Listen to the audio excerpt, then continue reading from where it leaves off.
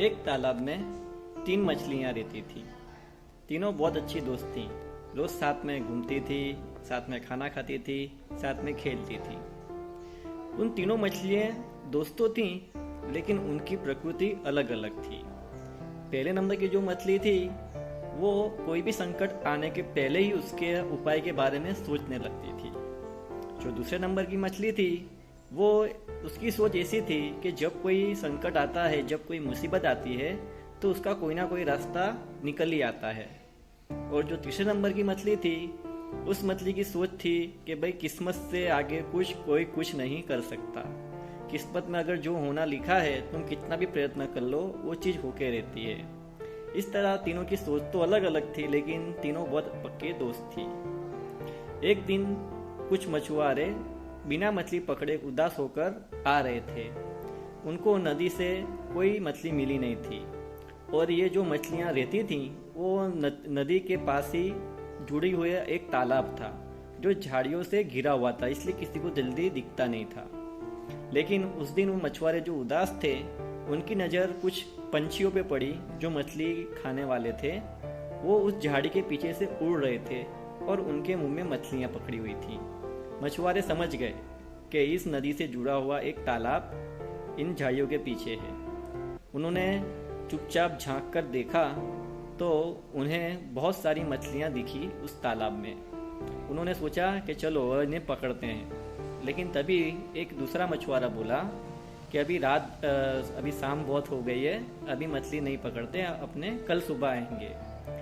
और सब मछुआरे उस बात से सहमत हुए और वो कल सुबह आने की योजना बनाने के लिए चले गए। ये बात उन 3 मछलियों को पता चली।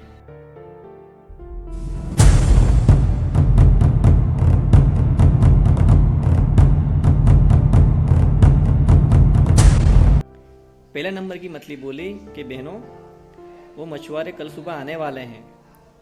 मैं सोच रही हूँ कि अपने यहाँ नहर से होते हुए नदी में चले जाएं तो अपने बच जाएंगे।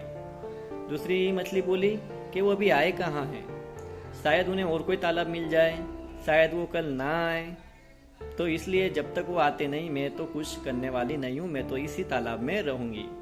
तीसरे नंबर वाली मछली बोली कि भाई किस्मत में जो होना है वो होके रहेगा। अगर मेरी किस्मत में जाल में फंसना लिखा है तो मैं फंसूंगी, मेरी किस्मत में मछुआरों के हाथ से पकड़ना लिखा होगा तो मैं पकड़ा हो जाऊंगी, इसलिए किस्मत के आगे किसी का जोर चलता नहीं है। तीनों मछलियाँ आपस में इस तरह बात कर रही थीं और उसे दिन सुबह होने की तैयारी हो चुकी थी।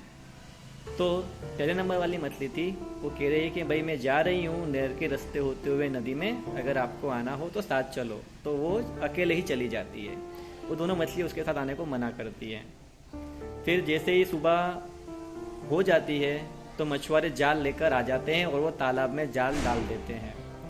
जो दूसरे नंबर वाली मछली भी उस जाल को देखकर इधर उधर उससे बचने का प्रयास करने लगी।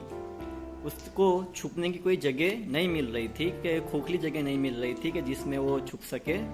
तभी उसकी नज़र एक ऊदबिलाव की लाश पर पड़ती है जो पानी की सतह पे तैर रही होती है और वो उसमें जाकर छिप जाती है।